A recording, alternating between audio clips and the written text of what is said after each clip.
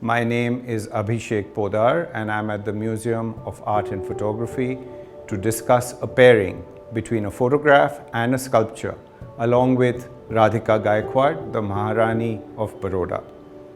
Here we have a sculpture of a dancer, Gauri, housed in the Maharaja Fateh Singh Museum, alongside a photograph from the map collection of Sivaganga Ammal, a member of an aristocratic South Indian family who settled in Karnataka. At first glance, we might be drawn to compositional similarities between both these images. But underneath this layer lies a story of shared national identities and cross-cultural interactions, a connection between India and Italy just over a decade apart.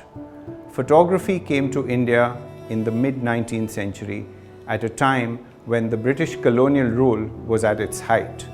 Within the colonies, the camera was used both to document as well as exercise control over the Indian population. Many photographic societies and studios came up in the cities of Bombay, Madras and Calcutta, and a large majority of these were headed by Europeans, largely the English. The Bourne and Shepherd studio is the most prominent example. And alongside images of landscape and architecture, there was also growing interest in moving inwards, capturing personal sentiments and emotions through portraiture. It is within this context that we now move on to this portrait from the Del Tufo and Co. studio taken in the late 1800s. The sitter in this photograph is identified as Sivaganga Ammal, the first wife of Meganda Deva Mudaliar, who was also the nephew of Arcot Narayan Swami Mudaliar, a very prominent reformer and philanthropist who lived in Bangalore. Interestingly, the sculpture of Gauri at the Maharaja Fateh Singh Museum also depicts a South Indian woman. I'm curious to learn how a sculpture of a Bharatnatyam dancer found its way into the court of Baroda.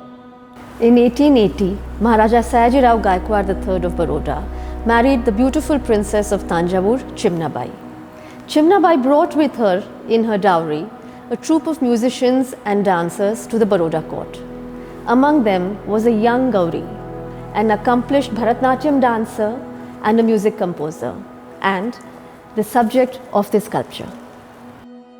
Although only a young girl, when Gauri first arrived in Baroda, she left behind a rich legacy that even today endures. For many decades, she and her dance partner, Kantimati, would grace the Darbar Hall at the Lakshmi Vilas Palace and perform the oldest dancing tradition of Bharatnatyam. She also composed the Alarippu and Jatishwaram and Shabdam to the Tamil music. Initially, portrait photography was reserved for people from the upper classes, such as the subject of the photograph here. And there are certain visual clues that tell us this. Her attire in particular, the luxurious silk sari with this prominent gold belt and the expensive jewelry that adorns her, her bangles, her earrings and the several rings and toe rings that she wears. We also notice the presence of a book on the sofa, a symbol of both education and knowledge. This photograph has an almost aspirational quality.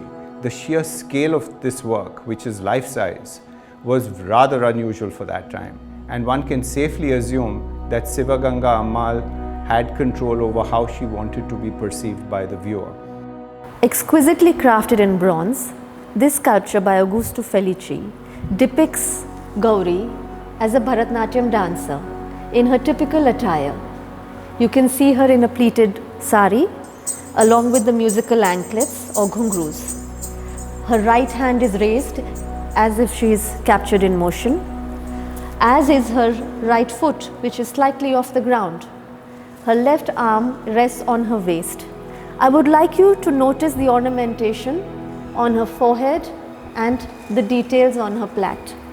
It was Gauri's deep desire that the connection between Thanjavur and Baroda be remembered forever. Thus, when in 1961 the Maharaja Fateh Singh Museum came up, the museum decided to bring the statue from the palace, which was its original abode, and thus the Tanjore dancing girl arrived at the museum here for all to come and see and behold. And so goes this true story of a splendid dancer from the coast of Thanjavur who brought with her the revered traditions of Bharatnatyam to the royal court and the city of Baroda. What is really compelling about this juxtaposition between the photograph and the sculpture is the unique connection shared by the maker and producer of both these works. As Radhika mentioned, Gauri was sculpted by Augusto Felici, an Italian sculptor, and the Del Tufo studio responsible for this portrait of Sivaganga Ammal was established by another Italian named Innocenzo Del Tufo. Innocenzo Del Tufo was born in Aversa in Italy and likely set sail to India in the late 1800s, establishing photography businesses along with his first wife as he went along from Bombay, Bangalore, Madras and Ooty. Consequently, we see the influence of European and Victorian aesthetics on the composition of the photograph and her pose. Pay attention to the use of the props, the presence of the table and the chair, the book and the flower vase. They were all typical to Victorian portraits. Her pose, her left foot forward, her hands resting on the table and sofa, and the body at a slight angle are also conventional and signal both power and authority. We also see the interplay between photography and painting in this image. The highlighting of the photograph through hand coloring was practiced by many commercial studios. If you look closely at the photograph, you will notice hints of graphite and white paint to highlight certain accents. So what we have here are two works from similar time periods, both depicting South Indian subjects, but at the same time with a maker and producer who also both hailed from Italy and coincidentally found themselves in India engaged in the practice of different art forms. Similarly, Augusto Felici, born in the year 1851, was brought by Maharaja Sayajirao Gaikwad III to Baroda all the way from Venice in North Italy. In between the years 1891 to 1896, he worked prolifically as a painter and a sculptor for the Maharaja. Alongside Gauri, Augusto Felici created a number of sculptures, reliefs, stairways and paintings for the royal Gaikwad court. He was perhaps one of the most important artistic influences in Baroda, other than of course the famous Indian painter Raja Ravi Verma.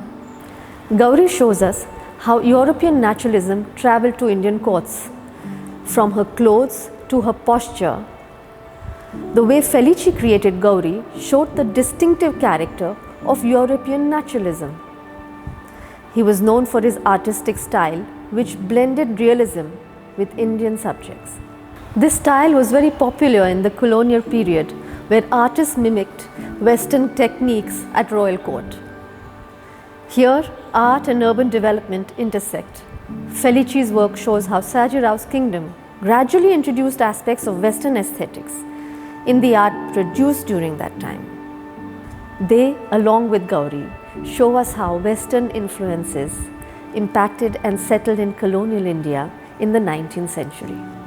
A South Indian dancer who performed in Baroda and a South Indian woman from a prominent family who posed for a photograph. On the surface, there doesn't seem to be much in common, but tracing the journey of these artworks and the trajectories of their makers tell us so much more about the history of both these works and the aesthetics that inform them.